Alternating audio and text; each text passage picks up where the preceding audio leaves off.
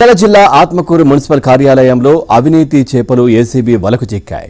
20,000 లంచం తీసుకుంటున్న సమయంలో కమిషనర్, బిల్ కలెక్టర్లను అవినీతి నిరోధక శాఖ అధికారులు పట్టుకున్నారు.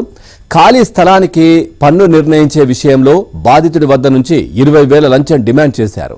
బాధితుడి ఫిర్యాదు చేయడంతో ఏసీబీ డీఎస్పీ సోమన్న నేతృత్వంలో దాడులు చేసి మున్సిపల్ కమిషనర్, బిల్ కలెక్టర్లను అరెస్ట్ చేశారు.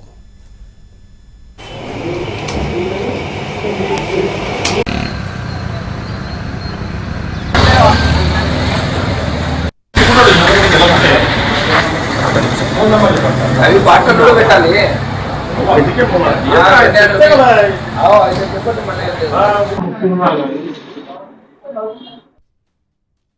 ఆత్మకూరు మున్సిపల్ కార్పొరేషన్లో విఎల్టీ అంటే వేకెంట్ ల్యాండ్ ట్యాక్స్ కోసము అప్లికేషన్ పెట్టుకున్నాడు. అది ఆ వేకెంట్ ల్యాండ్ ట్యాక్స్ కట్టిన తర్వాత అతను ఫంక్షన్ హాల్ నిర్మించాలని చెప్పి అతను అప్లికేషన్ పెట్టుకున్నాడు. ఆ వేకెంట్ ల్యాండ్ ట్యాక్స్ ప్రాసెస్ చేయడానికి, అప్రూవ్ చేయడానికి మున్సిపల్ కమిషనర్ వచ్చి రమేష్ బాబు 20,000 రూపాయలు మొత్తం డిమాండ్ చేశాడు. భాస్కర్ తీసుకున్నాడు అమౌంట్. అంటే ఇద్దరు ఒకే రూమ్ లో ఉన్నారు. కంప్లైంట్ ఏంటి ఆయనకి ఇమ్మని చెప్తే భాస్కర్కి ఇచ్చినాడు.